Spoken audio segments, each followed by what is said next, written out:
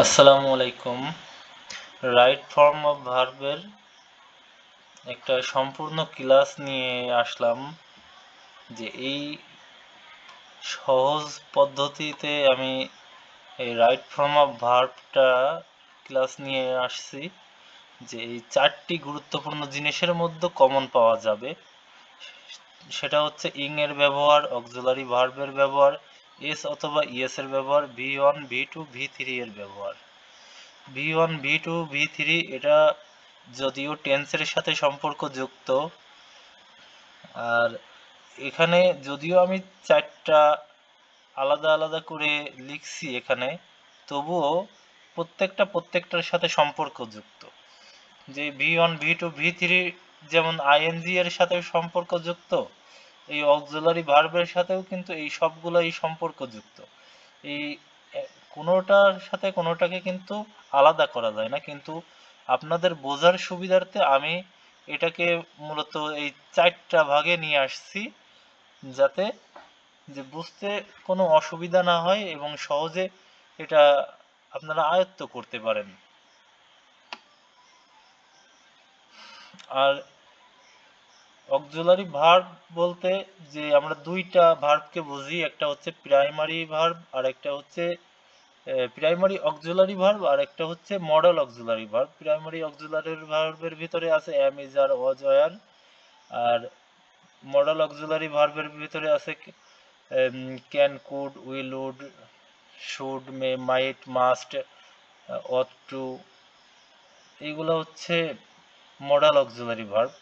এছাড়াও have, has, had এর ব্যবহার আছে, ডু, ডিড, ডাজ এর ব্যবহার আছে। এগুলো আমরা দেখে নিব। যাই হোক, কথা না বাড়িয়ে চলুন দেখে নেওয়া যাক। এই যে সর্বপ্রথম আছে ইং এর ব্যবহার। এই ইং এর ব্যবহারে যে শব্দগুলো আপনারা পাবেন সেটা হচ্ছে use to, at present, still, listen, at this moment, at this time, now, right now, have been, has been, had been, mind, stop, worth, past, would you mind, worth, with a view to, look forward to. এসব শব্দের সাথে সাধারণত V plus ING অর্থাৎ ভার্বের সাথে ING যোগ হয়। যে ভার্বের সাথে আইএনজি যখন যোগ হয় তখন একটা জিনিস মাথায় রাখবেন, যে এটা কিন্তু সবসময় ভি অন্য হবে। এই যে এখানে আমি একটা এক্সাম্পল দিয়েছি, যে I am used dash in crowded places. এখানে দেখেন আছে ইউজড এর পরে সবসময় টু হয়, এটা তো আমরা জানি। এই যে এখানে যেহেতু লেখাই আছে to study, to studying, to, এই যে ইউজ টুর পরে টু স্টাডিং, এটাই হবে রাইট অ্যান্সার। আরেকটা জিনিস আপনাদের বলে রাখি, সেটা হচ্ছে যে উড ইউ মাইন্ড এরপরে যখন ভার্বের সাথে আইএনজি যোগ হবে, এর লাস্টে একটা প্রশ্নবোধক চিহ্ন হবে, ইন্টারোগেটিভ চিহ্ন হবে। যে যেমন would you mind having a cup of tea, লাস্টে একটা ইন্টারোগেটিভ চিহ্ন থাকে। 2 নাম্বার রুলে আছে at the time, at last when, এখানে at that last হবে। হ্যাঁ, এখানে আপনারা একটু ঠিক করে নিন, at that time, at that last, when, এসব শব্দ হচ্ছে পাস্ট কন্টিনিউয়াস টেন্সে ব্যবহৃত হয়। পাস্ট কন্টিনিউয়াস টেন্সটা আমরা সবাই হয়তো জানি, যে সাবজেক্টের পরে ওয়াজ অথবা ওয়্যার থাকবে, তারপরে ভার্বের সাথে আইএনজি যোগ হবে।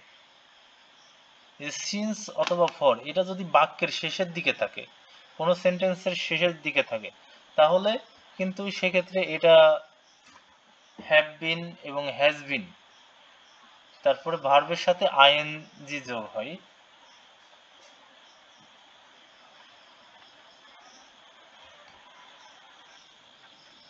এটা প্রেজেন্ট পারফেক্ট কন্টিনিউয়াস টেন্সে বোঝাচ্ছে হয়তো। ইট, দেখেন এখানে একটা এক্সাম্পল দিয়েছি, ইট since morning. Rains, has rained, has been raining. এই যে have been, has been plus ভার্বের সাথে আইএনজি, যেহেতু এখানে শেষের দিকে সিন্সটা আছে, এখানে হ্যাজ বিন রেইনিং, এটাই হবে রাইট অ্যান্সার। এই দেখেন, টু ছাড়া সকল প্রিপোজিশনের ক্ষেত্রে কিন্তু এই আইএনজি যোগ হয়। যে ভার্বের সাথে আইএনজি যোগ হবে টু ছাড়া সব প্রিপজিশনের পরে, তবে কিছু ক্ষেত্রে ব্যতিক্রম হয়। এই যে ব্যতিক্রমগুলো কিন্তু আমরা শুরুতেই দেখছি, যে উইথ এ ভিউ টু, তারপর look forward to, use to, এগুলো হচ্ছে ব্যতিক্রম। তো দেখেন, he kept on sing as he passed, এই যে অনের পরে আছে সিং, এটা কোন ভার্বে হবে? এখানে এই যে আইএনজি যুক্ত হবে, যে প্রিপজিশনের পরে সব সময় আইএনজি হয় যে কোনো প্রিপজিশনের পরে, টু বাদে, কিন্তু কিছু কিছু টুতে যে আইএনজি যুক্ত হয়। 5 নম্বরে দেখেন, কোনো বাক্যে যদি দুটি মূল ভার্ব থাকে তাহলে দ্বিতীয় ভার্বটির সাথে আইএনজি যোগ হয়। যদি কোনো একটা সেন্টেন্সের যে ভার্ব থাকে দুইটা মূল ভার্ব, তাহলে তার যে দ্বিতীয় যে অংশটা তার সাথে আইএনজি যুক্ত হবে। যে আমি এখানে সবগুলাই কিন্তু এক্সাম্পল দেই নাই, যে যদিও আপনারা এইটা বই দেখে প্র্যাকটিস করে নেবেন যাতে কোনো সমস্যা না হয়। তবে আর এই রুলগুলো আর কি আপনারা খাতা কলমে হোক বা যেভাবে হোক এটা লিপিবদ্ধ করে নেবেন। এই যে হোয়াইলের পরে ভার্বের সাথে আইএনজি হয়, তবে হোয়াইলের পরে যদি সাবজেক্ট থাকে, দেখেছো হোয়াইলের পরে থাকলো হি, সি, বা কোনো উই, কোনো একটা সাবজেক্ট থাকলো, তখন কিন্তু সেক্ষেত্রে যে অজ অথবা অয়ার যুক্ত হবে, তারপরে ভার্বের সাথে আইএনজি যুক্ত হবে। একটা এক্সাম্পল দেওয়া দরকার ছিল, যদিও দেয় নাই। আপনারা বই দেখে যখন প্র্যাকটিস করবেন তখন দেখবেন যে এই রুলসগুলোর ভিতরেই এগুলা আসছে, তখন আপনারা এই রুলসগুলা দেখে মিলাই দেখবেন যে এটা ভালোভাবে করতে পারতেছেন, কোনো সমস্যা নাই। এটা হচ্ছে যে হোয়াইলটা সাধারণত পাস্ট কন্টিনিউয়াস টেন্সে ব্যবহৃত হয়, যার কারণে আর আমরা জানি যে পাস্ট কন্টিনিউয়াস টেন্সে অজ অথবা ওয়ার এর ব্যবহার হয়, তারপরে ভার্বের সাথে আইএনজি। তারপরে এই যে বাইটা যদি কিনা আপনার যে কোনো সেন্টেন্সের কোনো বাক্যের শুরুতে থাকে, তাহলে কিন্তু সেই ক্ষেত্রে ভার্ব প্লাস আইএনজি যুক্ত হবে। বাই প্লাস ইং যুক্ত হয়, কখনো ভার্বের সাথে আইএনজি যুক্ত হয়। আর যদি প্রথমে না থেকে এটা মানে শেষের দিকে থাকে, অবজেক্ট অনুসারে থাকে, এই তখন কিন্তু এটা ভি3 হয়। আর বাইটা যখন শেষের দিকে বা অবজেক্ট অনুসারে থাকে, তখন কিন্তু আমরা জানি যে এটা হচ্ছে প্যাসিভ ভয়েস হয়। তো প্যাসিভ ভয়েসে ধরেন আই ইট রাইস, তো এটাকে যদি প্যাসিভ ভয়েস করা হয় তাহলে হয় rice is eaten by me. তারপরে এই যে বাই, এই যে বাইটার জন্য কি হয়েছে, ইটেন হয়ে গেছে, তাহলে এটা ভি3তে হয়ে গেছে।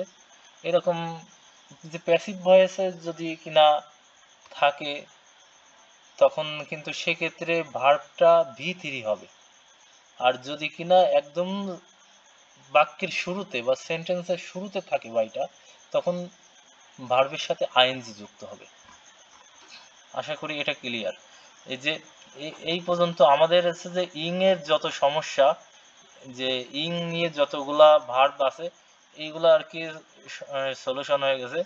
তবে এর ভেতরে আরো একটা আছে, এই যে দেখেন 3 নাম্বার রুলসটা, যে সিন্স ফর, যে এখানে কিন্তু যে এই হ্যাজ, ইং এই এটা এখানে কিন্তু দেখা যাচ্ছে কি যে এই এমনও থাকতে পারে যে আপনার যে হ্যাজ বিন দিয়ে দিল, তারপরে রেইনিং দিয়ে দিল, অথবা রেইনিং দিয়ে দিল, হ্যাজ বিনটা দিল না, তখন কিন্তু আপনি এই যে সিন্স শব্দটা দেখে বুঝবেন যে এখানে হ্যাজ বিনটা হবে।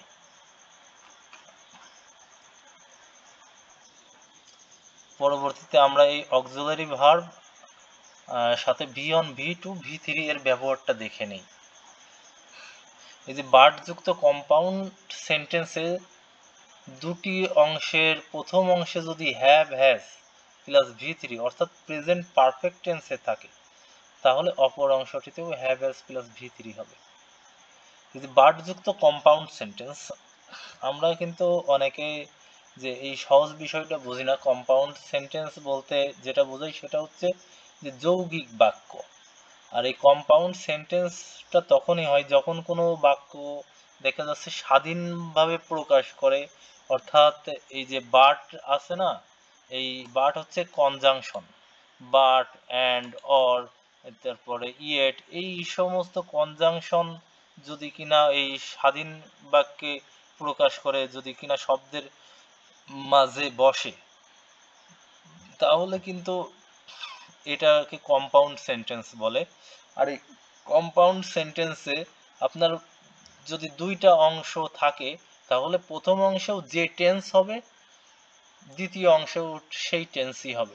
প্রথম অংশে যেহেতু হ্যাভ হ্যাজ প্লাস ভি3 পাস্ট পারফেক্ট টেন্সে থাকলে দ্বিতীয় অংশটিতেও ঠিক তাই হবে। এটা যে right form of verb plus completing সেন্টেন্সের একটা পার্ট বলা যায়।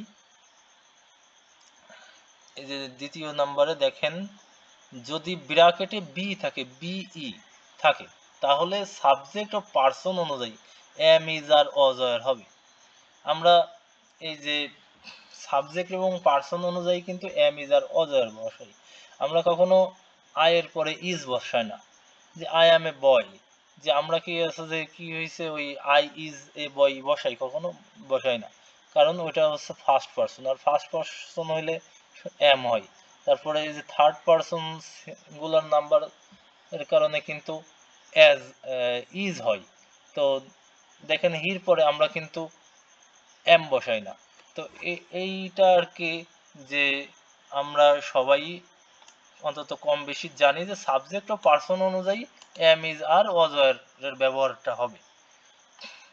এরপর দেখেন always, often, sometimes, everyday, daily, regularly, usually, normally, occasionally, generally, এসব শব্দ থাকলে প্রেজেন্ট ইনডিফিনিট টেন্স হয়। প্রেজেন্ট ইনডিফিনিট টেন্সটা হচ্ছে যে সিম্পল প্রেজেন্ট টেন্স যেটাকে বলে, সেটাই হচ্ছে প্রেজেন্ট ইনডিফিনিট টেন্স। এদের পরে সবসময় ভি অন অর্থাৎ ভার্বের প্রেজেন্ট ফর্ম হবে। এরপর আছে যে yesterday, last night, last week, last month, last year, last day, ago, long since, the previous day, once, এইসব শব্দ থাকলে পাস্ট ইনডিফিনিট টেন্স হয়। এদের পরে ভি2 হয়। একটা এক্সাম্পল দেখে নি, I saw him at last night, আমি তাকে গত রাতে দেখেছিলাম।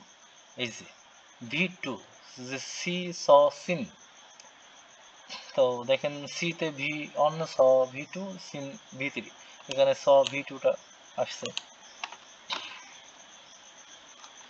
যে আমি একটা এক্সাম্পল দিয়ে দেখাই দিলাম, যে সবগুলার যদি অনেকগুলা এক্সাম্পল দিতে যাই তাহলে ভিডিওটা অনেক বড় হয়ে যাবে।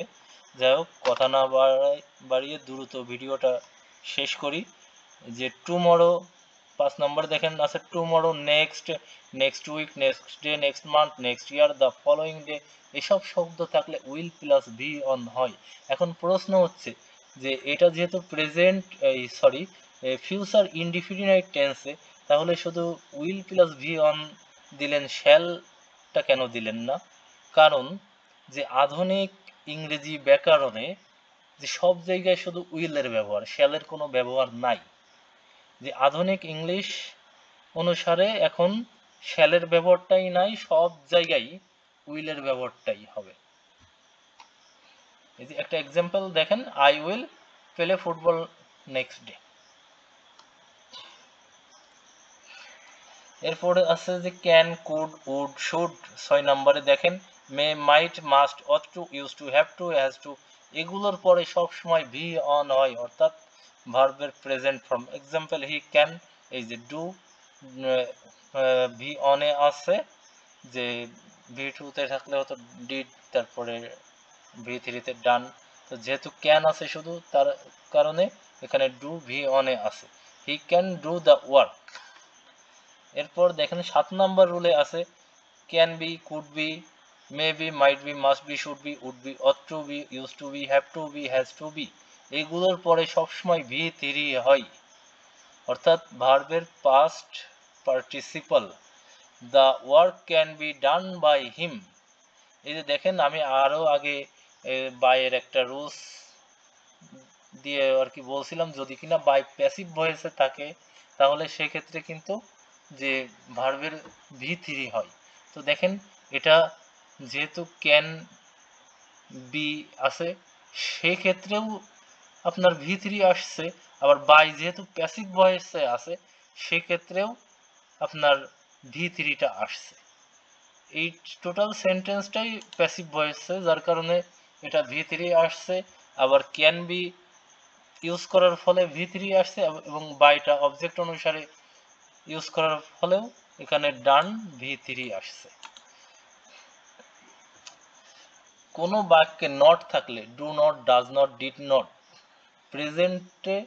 প্রেজেন্ট টেন্সে ডু অথবা ডাজ, পাস্ট টেন্সে হবে ডিড, শুধুমাত্র থার্ড পারসন সিঙ্গুলার নাম্বারের ক্ষেত্রে হবে ডাজ।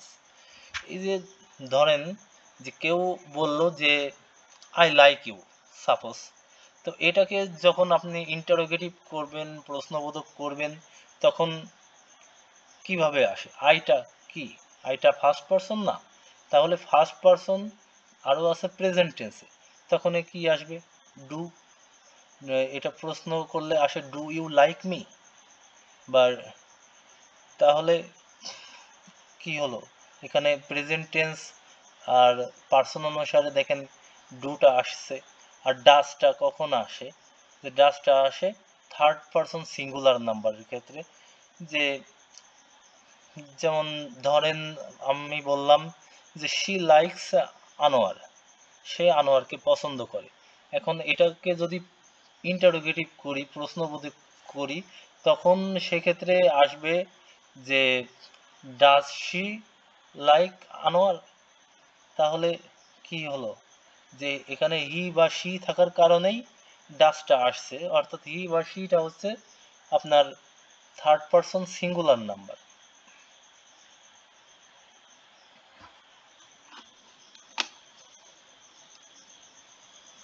এই যে এখানে এস অথবা ইএস এর ব্যবহার, এস অথবা ইএস এর ব্যবহার এটা কিন্তু আমরা কম বেশি সবাই অনেকেই জানি যে প্রেজেন্ট ইনডিফিনিট অর্থাৎ সিম্পল প্রেজেন্ট টেন্সে সাবজেক্ট যদি থার্ড পারসন সিঙ্গুলার হয় তাহলে ভার্বের সাথে এস অথবা ইএস যুক্ত হয়।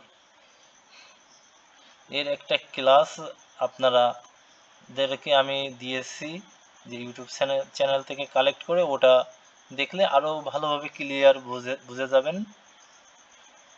এখন বাকি রইল ডাই এর ব্যবহার। যদি টেন্স সম্পর্কে আপনাদের ভালো ধারণা থাকে তাহলে রাইট ফর্ম অফ ভার্ব সম্পর্কে আরো ভালোভাবে আয়ত্ত করতে পারেন। তবুও আমি আশা করি এই কমপ্লিটিং সেন্টেন্স, এরপর যদি আপনারা কমপ্লিটিং সেন্টেন্সের ক্লাসটা ভালোভাবে আয়ত্ত করেন, কমপ্লিটিং সেন্টেন্সে হয়তো যে 15টা কি 18টা রুলস দিয়েছি ওখানে, যে ওটা ভালোভাবে আয়ত্ত করলে আশা করি রাইট ফর্ম অফ ভার্বের আর সমস্যা হবে না। আর এই যে ডাই এর ব্যবহারটা, এটার সম্পর্কেও আমি একটা 3 মিনিট 25 সেকেন্ডের ভিডিও ইউটিউব চ্যানেলে আপলোড করেছি, আপনারা দেখে নিন। আজকের মতো এই পর্যন্তই, আল্লাহ হাফেজ।